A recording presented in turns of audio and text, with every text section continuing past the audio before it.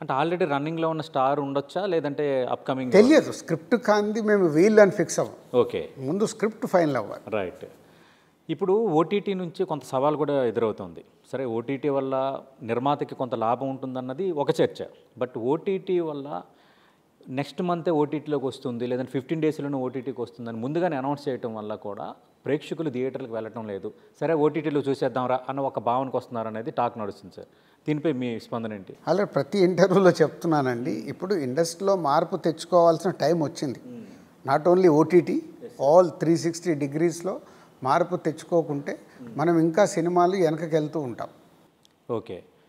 అంటే ఇప్పుడు ఓటీటీలే డిసైడ్ చేస్తున్నాయి రిలీజింగ్ డేట్స్ కూడా ఉన్నాయి. అంటే అదే ఇప్పుడు ప్రొడ్యూసర్స్గా మేము నిర్ణయించుకోవాల్సినవి చాలా పాయింట్స్ ఉన్నాయి. అవన్నీ కరెక్ట్ చేసుకుంటూ వెళ్ళాలి.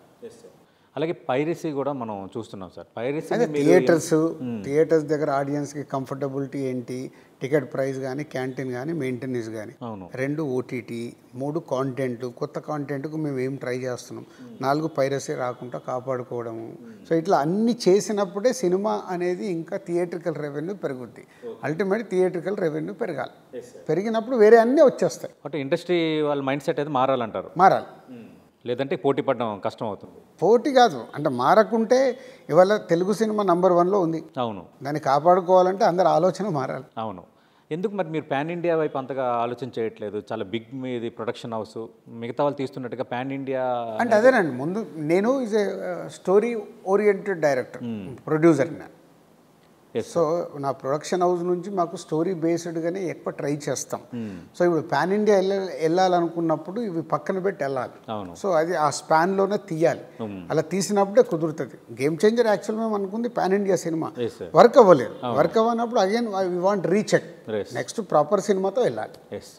దిల్ రాజు గారు, మీరు తెలంగాణ ఫిల్మ్ డెవలప్మెంట్ కార్పొరేషన్గా ప్రభుత్వంలో కూడా ఒక కీలక వ్యక్తిగా ఉన్నారు.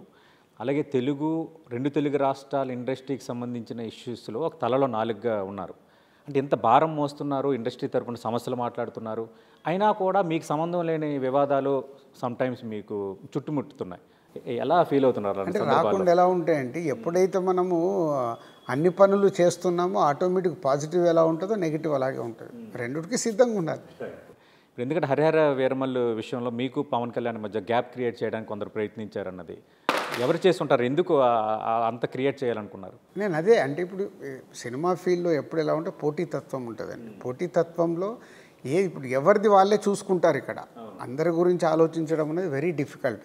ఎవరిది వాళ్ళకు చూసుకున్నప్పుడు ఇలాంటి ఏదైనా వస్తే అరే దీన్ని ఎలా చేయాలనేది ఆలోచనలు ఉంటాయి. దానివల్లే జరిగి ఉంటుంది అనేది నేను నమ్మాను. అంతేగాని వాంటెడ్లీగా ఎవరు చేయరు. డ్యామేజ్ చేయాలి రాజుగారికి అనేది ఎవరు డ్యామేజ్ చేయరు.